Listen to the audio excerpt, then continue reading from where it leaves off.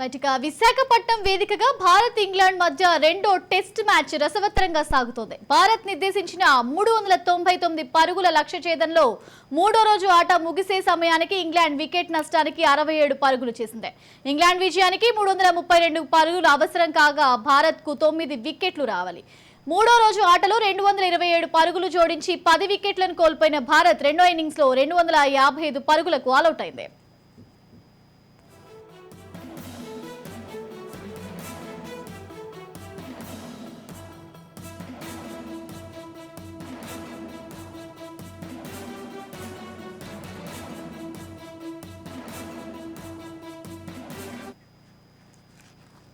విశాఖపట్నం వేదికగా భారత్ ఇంగ్లాండ్ మధ్య రెండో టెస్ట్ మ్యాచ్ రసవత్తరంగా సాగుతోంది. భారత్ నిర్దేశించిన 399 పరుగుల లక్ష్య ఛేదనలో మూడో రోజు ఆట ముగిసే సమయానికి ఇంగ్లాండ్ వికెట్ నష్టానికి 67 పరుగులు చేసింది. ఇంగ్లాండ్ విజయానికి 332 పరుగులు అవసరం కాగా భారత్కు 9 వికెట్లు కావాలి. మూడో రోజు ఆటలో 227 పరుగులు జోడించి 10 వికెట్లను కోల్పోయిన భారత్ రెండో ఇన్నింగ్స్లో 255 పరుగులకు ఆలౌట్ అయింది.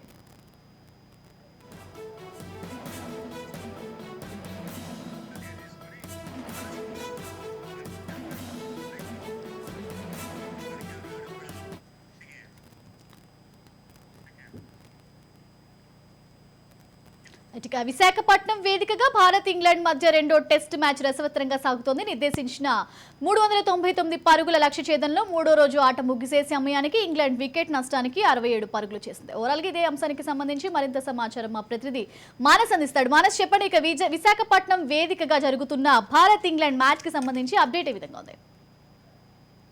అదే మనం చూసినట్టుగైతే ఇప్పుడు విశాఖలో జరుగుతున్న రెండో టెస్ట్ చాలా ఇంట్రెస్టింగ్ గా సాగుతుందని చెప్పుకోవచ్చు. ఏంటంటే ఫస్ట్ టెస్ట్ మ్యాచ్ లో భారత్ గెలుస్తుంది అనుకున్న మ్యాచ్ చేజేతులా పోగొట్టుకుంది. సో విశాఖలో ఖచ్చితంగా గెలవాలి అనే ఉద్దేశం అనే ఒక స్ట్రాంగ్ కమిట్మెంట్ అయితే ఇండియన్ టీం మారుతుంది. అయితే మెయిన్ గా విశాఖ పిచ్ కూడా స్పిన్నర్లకి అనుకూలించే పిచ్ కావడంతో మన స్పిన్నర్లు ముఖ్యంగా చూసుకుంటే అశ్విన్ తో పాటు అక్షర్ పటేల్ అండ్ జడేజా కూడా మంచి ఫామ్ లోనే ఉన్నారు. సో వీళ్ళు కానీ కొంచెం విజృంభిస్తే ఖచ్చితంగా టీం గెలిచే అవకాశాలు అయితే కనిపిస్తున్నాయి. అయితే మనం చూసుకున్నట్టయితే ఫస్ట్ బ్యాటింగ్ లో మంచి జోరు చూపించిన భారత్ రెండో ఇన్నింగ్స్ లో మాత్రం సరిగా నిలకడగా ఆడలేకపోయిందని చెప్పుకోవాలి.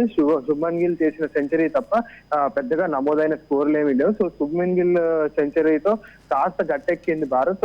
399 రన్స్ లక్ష్యాన్ని అయితే ఇంగ్లాండ్ ముందు ఉంచగలిగింది. కాకపోతే ఈ లక్ష్య ఛేదనలో ఇంగ్లాండ్ ఆచితూచి ఆడుతున్నప్పటికీ మన స్పిన్నర్లు అశ్విన్ దాటికి ఆల్రెడీ ఒక వికెట్ అయితే నష్టపోయిందని చెప్పుకోవాలి. సో కాకపోతే ఇంగ్లాండ్ చేతిలో కూడా 2 రోజుల సమయం, అంటే ఇప్పుడు 399 రన్స్ చేయడానికి వాళ్ళకి ఒక 2 days టైం ఉంది. కాబట్టి ఈ 2 days తో వాళ్ళు కానీ కాస్త నిలకడగా ఆడితే మ్యాచ్ చేజారిపోయే అవకాశాలు అయితే ఉన్నాయి. సో వికెట్స్ మాత్రం ప్రతి ఒక్క సెషన్ లో అట్లీస్ట్ సెషన్ కి అట్లీస్ట్ ఒక 2-3 వికెట్స్ మనం పడగొడితేనే మ్యాచ్ మన చేతుల్లో ఉంటుందని మాత్రం చెప్పుకోవచ్చు. Right, thank you Manas.